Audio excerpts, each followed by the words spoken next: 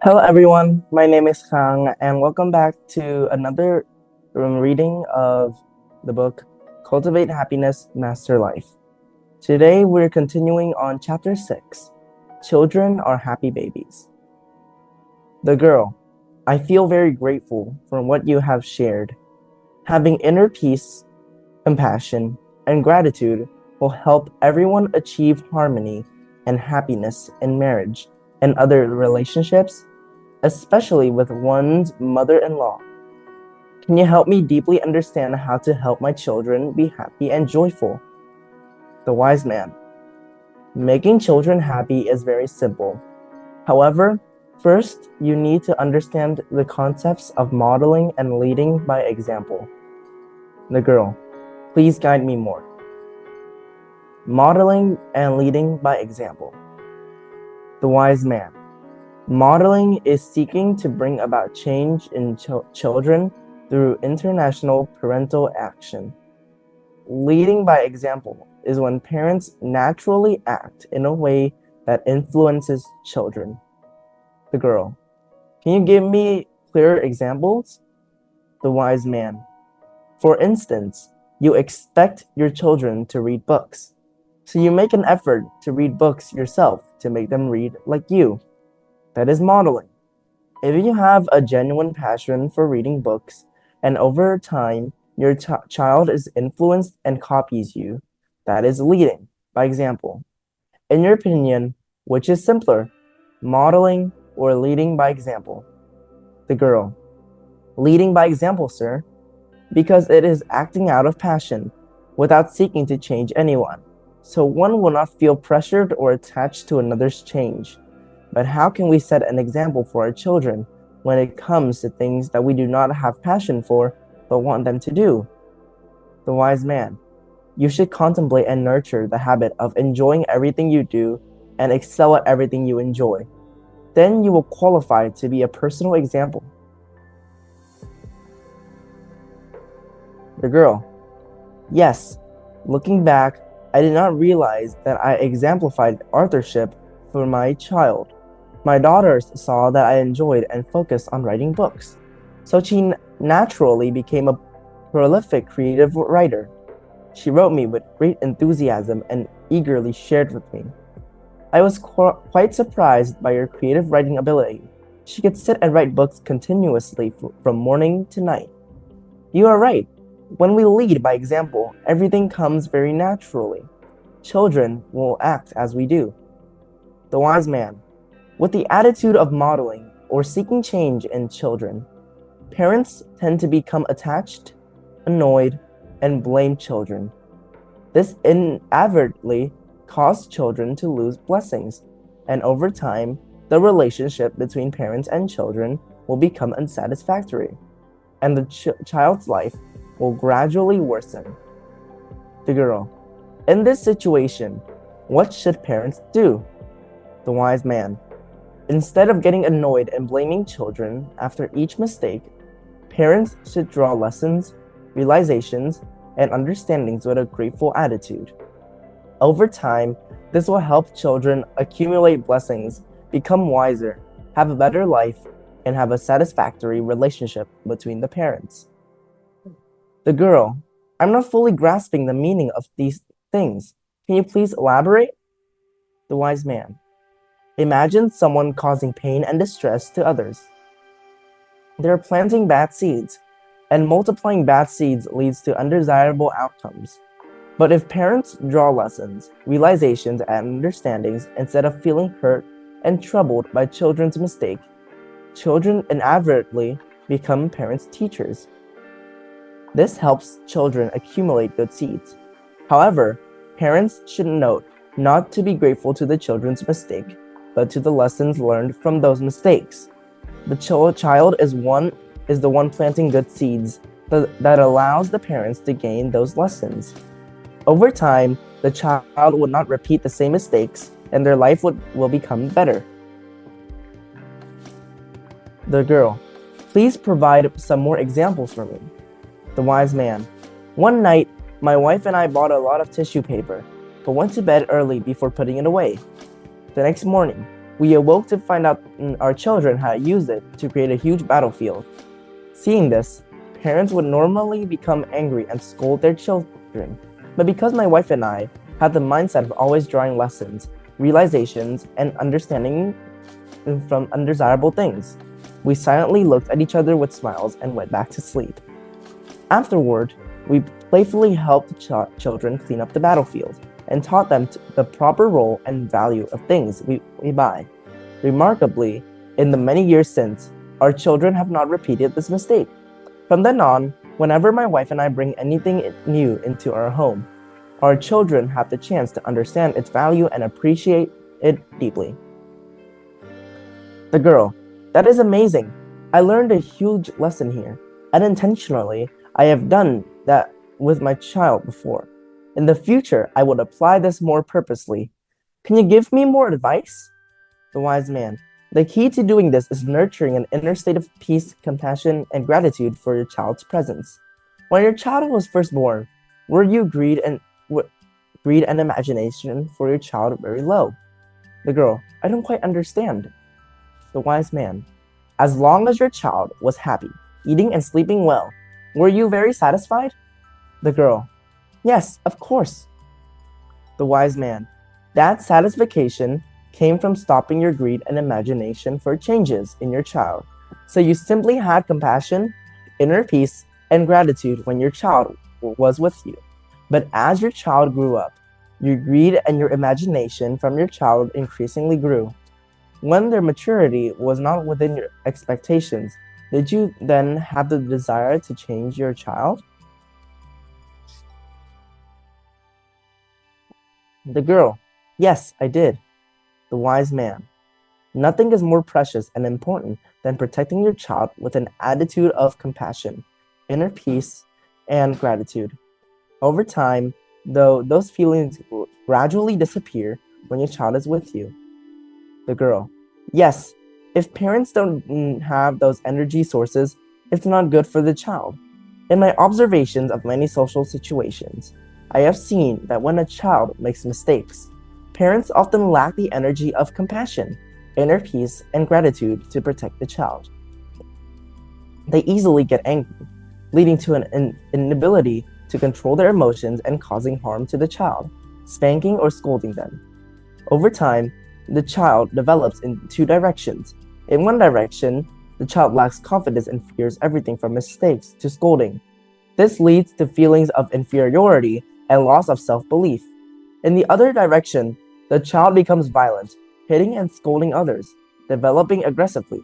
Either development is not beneficial for the child, so it is extremely important for the parents to manage their emotions.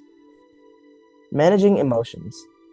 The wise man: when we thoroughly understand human structure, comprehending mind, nature, emotions, and mastering the energy of inner peace, compassion, and gratitude, we don't need to control emotions, we just need to recognize them and proactively choose appropriate emotions for the context. Girl: but if parents still don't have the energy of inner peace, compassion, and gratitude with the child, how can they control the emotions? The wise man: the essence of these three energy sources always exist within us, but may not be through, so we feel like we haven't mastered our own emotions yet. Are there times you are very much at ease, times you have compassion, times you appreciate and are grateful? The girl: yes. The wise man: those experiences show the three energy sources always exist within each of us. We need to choose appropriate energy source for each context in the day. Sometimes we're at ease, sometimes we have compassion, sometimes we appreciate. The girl: yes, I understand now. Previously, I thought it would be hard to consistently maintain appreciation and gratitude because we still face many undesirable events every day. So having compassion, inner peace, appreciation, and gratitude will ensure good energy sources for our family. The wise man: additionally, for the child's happiness, parents shouldn't use their own standards to measure a child. The girl: can you elaborate on this? The wise man: let me read you this father's letters to his son. Father has forgotten. Pay attention, son. As you sleep, with one small paw tucked under your cheek, and your golden curls sticky wet on your damp forehead, I am saying this. I've snuck into your room by myself. A suffocating sense of guilt washed over me just a few minutes ago. As I sat in the library reading my assignment, I came to your bedside with a guilty conscience. There are some of my thoughts, son. I've been irritated with you. I admonished you as you were getting ready for school because you only dabbed your face with a towel. I chastised you for not washing your shoes. When you flung several of your belongings on the floor, I yelled violently. I, too, found fault at breakfast. You spilled a lot of things. You took a big sip of your meal. You leaned against the table with your elbows. You slathered too much butter on your bread. And as you began to play while I made my way to the train station, you turned away and waved a hand saying, "Goodbye, Daddy." I frowned and replied, "Hold your shoulder back." Then, in the late afternoon, everything started all over again. I saw you down on your knees, playing marbles. As I drove to the road, your stockings had holes in them. I embarrassed you in front of your boyfriends by marching you to the home ahead of me. Stockings were pricey, and if you had to pay for them, you'd be more cautious. Imagine hearing it from your father, son. Do you recall how you came in timidly, with a hurt expression in your eyes? Later, while I was reading in the library, you paused at the door as I looked up from my paper, irritated by the interruption. Can you tell me what you're looking for? I became enraged. You didn't say anything, but you raced across the room, flung your arms around my neck, and kissed me, your small arms tightening with a devotion that God has planted in your heart and that even neglect couldn't kill. Then you disappeared, pattering up the stairwell. Well, son, my paper fell from my grip shortly after, and I felt a terrible nauseating panic wash over me. What has been happening to me as a result of my habits? This was a reward for being a boy, the habit of finding fault and reprimanding. It wasn't that I didn't care about you. It was just that I had unrealistically expectations of youth. I was judging you using my own years as a standard. And there was so much in your character that was wonderful, fine, and honest. You have a heart as huge as the dawn itself over the rolling hills. Your sudden instinct to hurry in and kiss me goodnight demonstrated this. Tonight, nothing else matters, son. I have arrived in your bedside in the dark, and I've knelt here embarrassed. It's a pitiful atonement. I'm sure you wouldn't comprehend it if I told you these things during the day. But tomorrow, I'll be a true father. I'll hang out with you, and I'll cry when you cry and laugh, and when you laugh. When impatient words arise, I bite my tongue. He is nothing but a boy, a tiny boy. I'll repeat it as if it was a right. I'm afraid I had you in my mind as a man.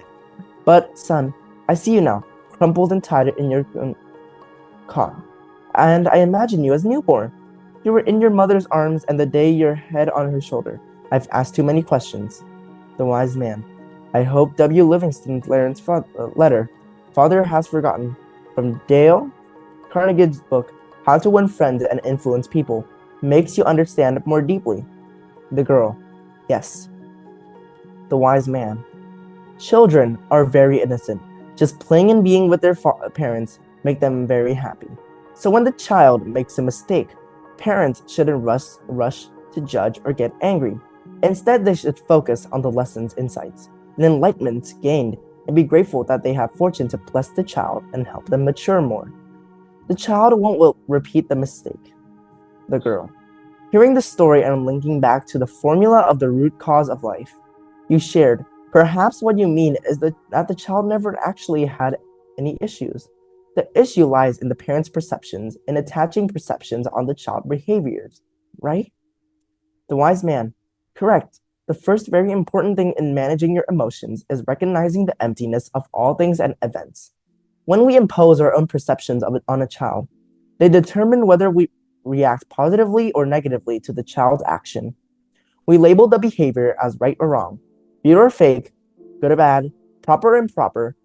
When they do not attach these labels to the child's identity, they have potential to become whatever parents wish.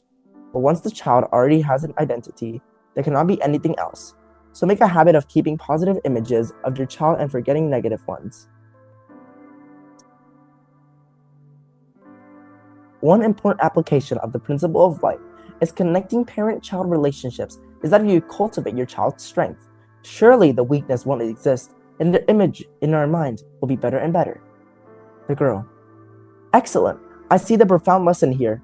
In the past, before knowing these things, I would often shift my focus, physical state, and language during moments of anger at my child. Please allow me to share more with you. The wise man. Please go ahead and share. I'm listening. Shifting focus, physical state, and language. The girl. From what I've learned, when we are angry and say, I am angry, I am very upset, focusing on verbalizing the anger, focusing on the child's mistakes, it makes us even more upset. Children can easily be scolded or hit, especially when learning. However, when parents know that focus, physical state, and language are closely interrelated in changing emotional states, we can control our negative emotions to some extent. When I get upset, I usually follow these steps. Immediately recognize my emotions. Remain silent and take deep breaths, focusing on my breath. Changing my physical state by going elsewhere and continuing to focus on my breathing until my mood returns to normal. Focus on what I want and express that to my child. I realize that in life, controlling emotions is a test everybody must go through. If we cannot control our emotions, the test will continuously challenge us. Children are the best emotional coaches, helping us master our own emotions. The wise man. That's one way to calm down after getting angry. However, it would be much better if you could just generate the energies of joy and compassion at that moment. You can contemplate the idea that children are the precious gift we have. Since having them, have we not become more mature, happy, and more joyful? The girl. Yes, sir. Listening to, caring for, and loving our children. The wise man. If you can listen, care, and love when you're with your children, it would be easier for them to be happy. The girl. Please guide me more. The wise man. Parents gain the qualification to lead children when they persist more than the child's persistence. One way of exceeding the child's persistence is listening to the child. The girl. Yes, I understand this. The wise man. In addition to listening to your child, we must care for them. Caring is when you can contain the child's transformation in your heart. The girl. How can we do this? The wise man. To do this, you need to answer these important life questions when with your child. 3 important questions in life. Who? The person in front of me. When? The present moment. What? Pay attention. When playing with your child, remember that the child is the most important. The present moment is the most important. What you need to do is care for the child, and you will naturally understand them. This means you invested quality time with your child and devoted your full attention to their growth. The girl. Yes, sir. The wise man. Listening and caring are the things we must do. Children sensing our love, the sufficient condition for them to feel happy. So in your opinion, how should parents make the children feel their love? The girl. I think all parents love their children and express their love in different ways. Some parents give spiritual fulfillment, some material, some both. But no matter the expression, parents always care, love, and protect the children. The wise man. The issue is not parental expression, but whether the child actually sensed the love. The more we dote on children, the more they crave love and care due to the attachment driving them. Gradually, children lose the sense of parental love towards them. No matter what parents do, children cannot feel their love. The girl. In this situation, how should parents make children feel our care and love for them? The wise man. Wise parents will create contests for children to have opportunities on care for, attend to, and express love towards them. Parents must be patient and willing to forego spoiling their children to have lifelong opportunities, to love them, accept and acknowledge children's care and existence from a young age. Have you noticed children love by helping parents with small things like fetching water, washing dishes, grabbing items, cleaning up, picking vegetables, and tending to the parents with kisses and hugs. Parents should establish context to recognize and appreciate what children have contributed and taken care of, gradually nurturing their care and love. Meaning of verbal distance. The wise man. When we can sense each other's love, or in other words, connect with each other, even with the soft speech or no speech at all, the other will listen and understand. But when disconnected and unable to feel each other's love, no matter how loudly we speak, the other may not listen or understand. The girl. Please elaborate. The wise man. We can visualize it according to the conventional wisdom. The distance between people is, in fact, the distance between their hearts. So when we feel each other's love, the heart distance is very close, just soft speech leading to understanding. But when we're angry and arguing, you must understand that the heart distance has grown very far. No matter how loud, the other will not listen or understand. Parents must understand this. To make their children listen, you must reduce the heart distance with them. The girl. Now I understand. When parents connect with children, communicating with them becomes simple. Sometimes just soft words and children will listen and understand. But once disconnected, children will do not learn, no matter how loud. The wise man. You can apply this principle with your spouse, loved ones, and other social relationships. The girl. Speaking of which, can you share how to connect with children? How to connect with children. The wise man. You must celebrate the child's strength, especially their talents. The girl. Can you please elaborate on these qualities? Celebrating the child's talents. The wise man. Which subject does your child dislike the most? The girl. The child probably dislikes English the most, but because I require daily study, their English is decent now. The wise man. It is normal for a child to enjoy and excel at certain things. Your child may not like studying English, but still makes an effort to study well and please you, achieving good results. He has recognized and perceived that this is a special talent. The commitment to learn. Parents must see, praise, and encourage this, gradually developing the child's fundamental trait of extraordinary perseverance. Despite lacking resources, conditions, and passion to produce good results, the child still makes efforts to achieve. The girl. You're right. I was wrong with acknowledge my child's efforts. I saw it as a given for the child to study English because it is good for them. Thank you for clarifying so I can recognize and encourage my special quality in my child. The wise man. The second trait of a talent is the courage to admit mistakes. One of the difficulties in parenting is addressing children's lack of honesty. Parents' extreme reaction to children's mistake inadvertently create children who lie. The deeper cause is the parents are not in the habit of acknowledging and appreciating children's courage to admit mistakes. When children dare to admit wrong, parents no longer see it as an issue and erase their mistakes, leading to great inner peace. The child will then not live in fear and worry. This nurtures a virtue of honesty in children from a young age. The girl. Thank you. The wise man. Courage to change is also one of the special gifts. Does your child have the habit of waking up late? The girl. My older child used to, but after coming late to class a few times and getting scolded by the teacher, she wakes up and comes to class early every day. Although some mornings she's very sleepy, she still tries to wake up early. The wise man. From the moment the child shows signs of changing from the better, parents must recognize this is a very special quality in the child. If parents acknowledge, appreciate, encourage, and promote a child's courage to change, it will nurture the child's willpower, flexibility, and adaptability. In the future, it will help them to always be strong and dare to change in order to have a better life. The girl. Yes, I understand. Thank you. The wise man. Contribution is the next quality that needs nurturing in a talent. The child's future maturity is proportional to the current ability to contribute and take responsibility. Usually, when we have enough resources to do something, it's easy to lose motivation.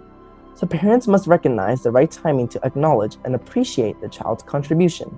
When the child does not yet have the conditions, resources, and capabilities to do something but still tries their best, we acknowledge and appreciate that. For example, when a small child does not know how to pick vegetables but still wants to help, Parents should see this as a quality needing encouragement. Over time, it will create children who act with responsibility towards themselves, family, and society. The girl. Yes, I can imagine this. The wise man. Similar, persistence is also one of the talent's qualities. If parents know how to acknowledge, encourage, and guide the children's persistence, it will create outstanding talent. The child will gradually understand that they need to persistently pursue their dreams. Do you feel all children are very persistent in wanting their design toys or things no matter what? The girl. Yes. The wise man. Most parents tend to feel that that's not good, but we must recognize if the child persists to the end to get what they want in the future, they will also persistently pursue their dreams like that. Parents need to see this as a talent quality and analyze, identify, and guide accordingly. The girl. Thank you. The wise man. Gratitude is an important quality you need to nurture in children. When a child is grateful, they will treasure life, and everything good will simply come to them. Parents must know how to establish context and nurture inner emotions in the child, from there arousing their energy and quality of gratitude. The child. The girl. Yes. The wise man.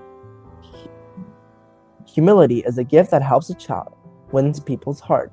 Nurturing a humble personality in children is important work for parents. The girl. Can you clarify more what a humble personality is? The wise man. Picture the image of rice plant when rice ripe is unripe. It stands tall, but when ripe, it bows its head. This is a philosophy children need to recognize. Therefore, parents should teach children when is the right time to stand tall and when's to bow down appropriately. The second way to nurture humility in children is to help them acknowledge others' superior strengths, that others always have something better than them. The third way is to nurture humility in children is to help them thoroughly realize that their personal achievements today came from others. The girl. Thank you for clarifying humility. The wise man.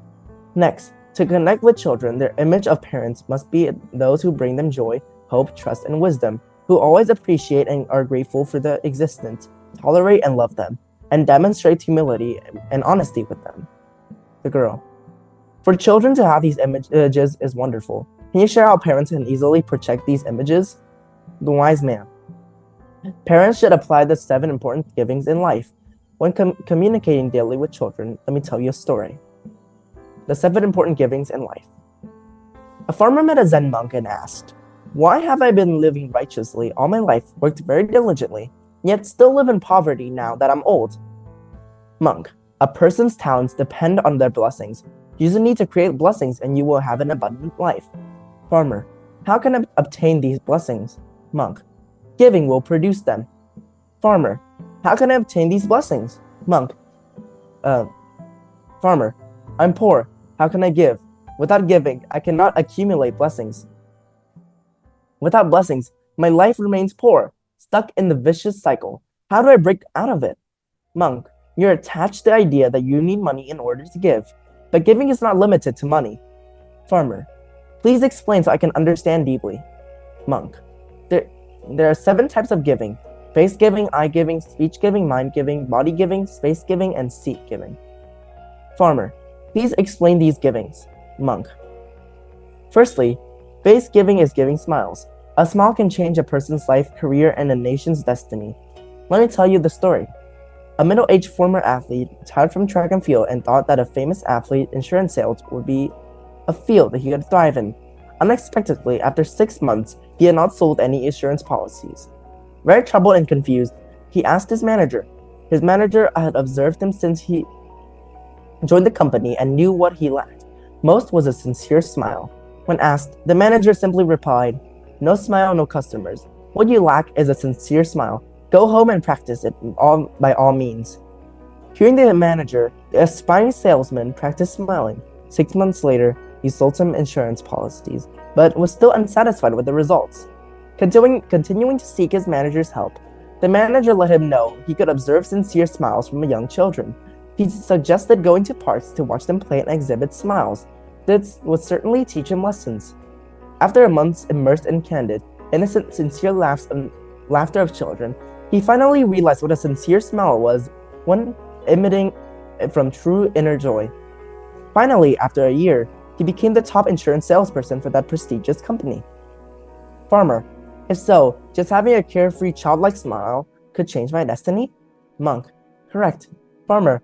I understand face giving. What is eye giving? Monk. Eye giving, also called gaze giving, here means you can see and contain people in your mind. Better yet, contain their positive image. At best, contain people's positive transformation in your mind. That is the highest level of eye giving. Farmer. Eye giving is profound. I never looked at anyone this way before. Thank you for pointing this way. I understand eye giving.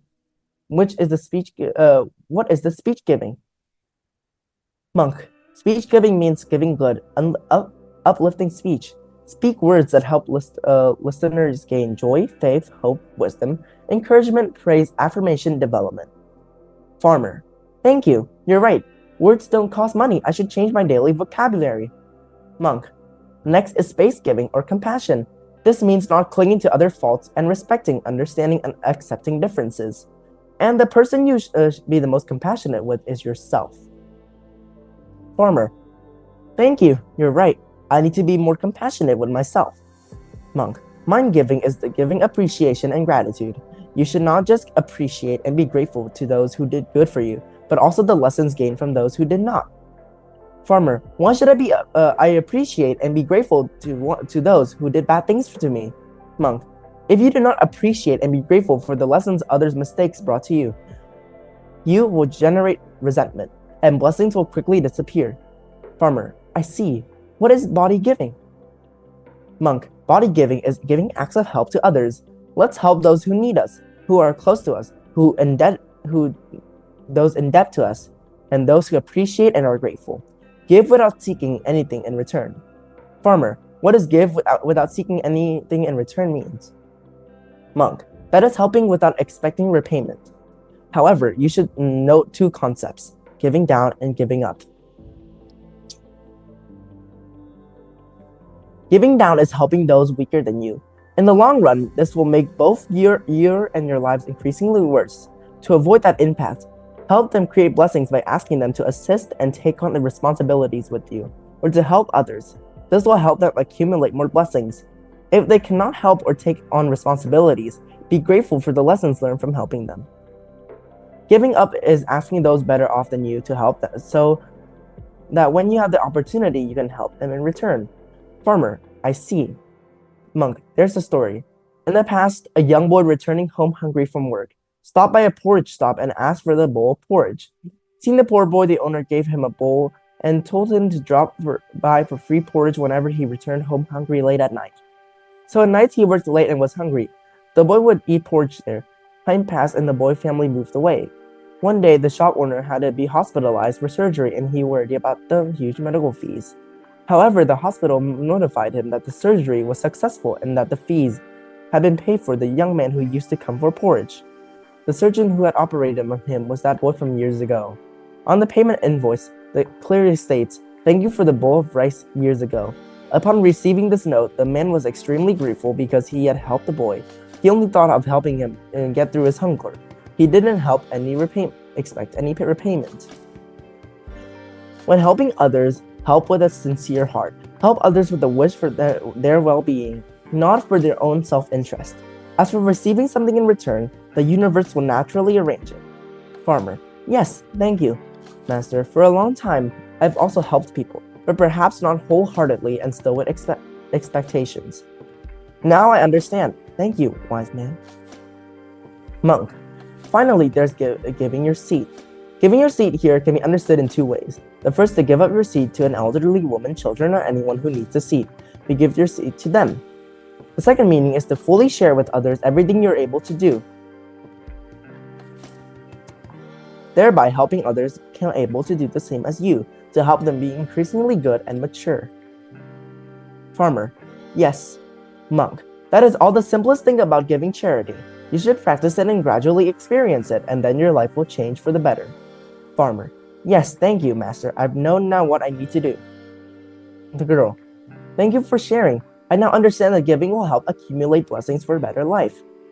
However, I still don't understand how to install good images of parents in my child through these 7 types of giving.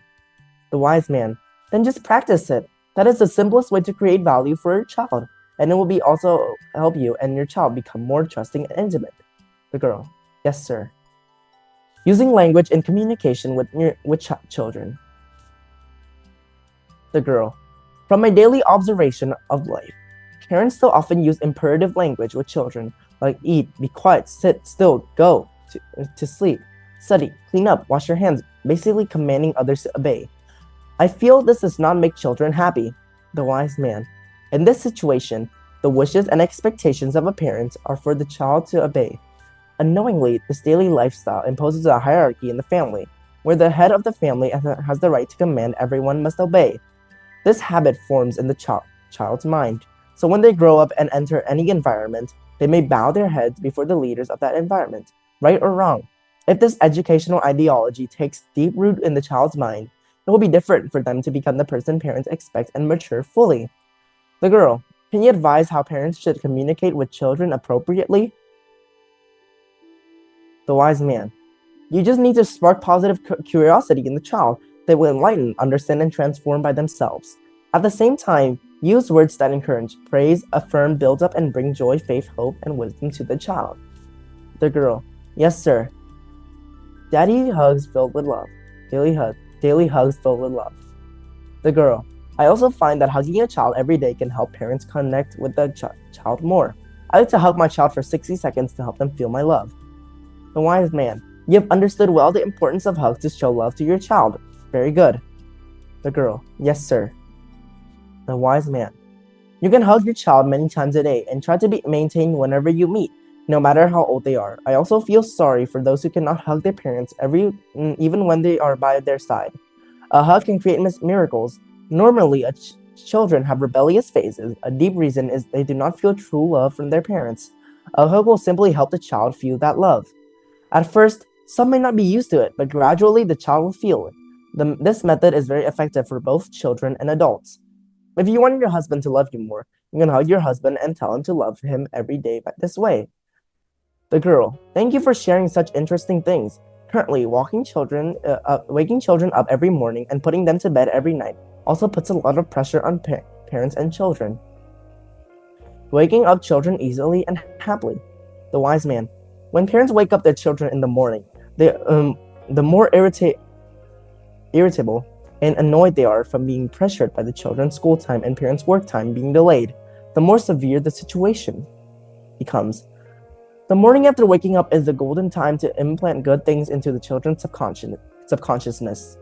However, if parents do not understand this, they will inadvertently put undesirable information in the child's brain, adversely affecting the child's growth. If parents know and can apply this at any right times, it will shape a bright future for the child. The girl, I find this very good. I am quite fortunate to know this. For my second child, waking her up in the morning is quite simple for me. Teachers taught me this technique, and I found applied it very effectively. May I share it? First, I let my emotions be full of love. Then I gently walk alongside my child's bed and caress them from head to toe, saying good things about their future. I often say, this forehead is very smart, excellent, creative, good thinking, learning, one knowing 10, intelligent and talented. These eyes are very bright, healthy, shining eyes that can help you see everything easily. These ears belong to someone with great blessings, ears that contain wealth, ears that can live long, live healthily, live happily. This mouth always smiles happily, speaks golden words, pursues people easily, and is always loved and readily helped by others. This heart is very healthy, a heart full of love and compassion. These hands are very beautiful, hands of good fortune, hands that do many good and beneficial deeds for the world. This stomach is healthy, always full and happy. These legs are very strong, very fast, with great stamina, good balance, and flexibility. The legs of someone who travels the world visiting the 5 continents. You are always safe and protected and live in a cheerful, fully happy life. After going through all the body parts, I added some factors that if the child has, they will have a good future life. Like the child is very resilient, courageous, strong-willed, powerful, confident, honest person. I just repeat this daily. After saying the above words, I kiss the child and say, I love you. Good morning, my dear. Time to wake up and go to school. If the child is still sleeping, I start tickling them and say, dear, please wake up. The child will wake up after just 1 or 2 minutes. The wise man. Congratulations, child. But remember to maintain gratitude, compassion, and inner peace with a child when waking them. The girl. Yes, sir. Go to bed at night filled with love. The wise man. Similarly, the time before bed is also very important. It's great for the child to go to sleep early. If not, then parents need to feel like there's no issue in avoiding pressuring the child to get to sleep every night. It is very important for the child to identify who they will be in the future. So it is important for parents to let the children know about the qualities, talents, achievements known about and values that famous people have contributed to this world through stories of their lives. This will shape future portraits of the child. The girl. You remind me that when I was little, every night before sleeping, my grandmother would tell me stories about her life, how smart she was in school, how she loved difficult exam questions, how she achieved academic excellence. She also talked about her cousin, who had a master's degree and very good life. She lived in the city and always treasured and treated my grandmother well when she visited. I feel like I was very fortunate. Thanks to my grandmother's stories, I always strove to improve, longing to have a life like the one she described. And today, after over 30 years, it has all become true for me. The wise man. You have a wonderful grandmother. You can imagine if she told you about famous people, about their wisdom, character qualities, and especially the way they created for society and the world.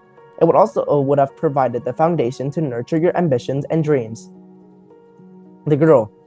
Yes, that would be amazing. I would search the exemplars and apply this method more with my children. But what of my children who have already been hurt from being scolded daily, especially at bedtime and when waking up, or from mistakes they have made that hurt them? Is there a way to heal these children? The wise man. This depends on the parent's awareness. If they truly feel the source of the hurt originated from themselves, but it is not their fault, only then they can help the children. The girl. I don't quite understand. Why does it originate from the parent, but it's not from the parent's fault? The wise man. According to Life Source's formula, were all the choices at the time correct based on your level of awareness? If you had a better choice for your child, would you have done it? The girl. Yes, I certainly would have. The wise man. At the moment you decided to do something for your child, it was very appropriate for the time, yet origin from you, because you made that decision. But if parents blame themselves for causing the hurt in your child's level of awareness, it advertently provides more opportunity for the child to increasingly blame the parents. The child may think that any attempt the parents make to reconcile is because they want to make amends for their mistakes. Therefore, it is important to parents to maintain a peaceful, compassionate, and appreciative attitude in this case. Parents must understand this period is only a temporary phase where the child does not yet understand their inner self. Parents have the important task of enriching wisdom, attitude, character, and qualities in the child, while also containing and enlarging the good images and strengths of the child. With affinity, the child will self-heal and build a new, better life. The girl. Yes, sir. So that's the end of chapter 6. Thank you so much for listening, and I'll see you back on chapter 7 next time.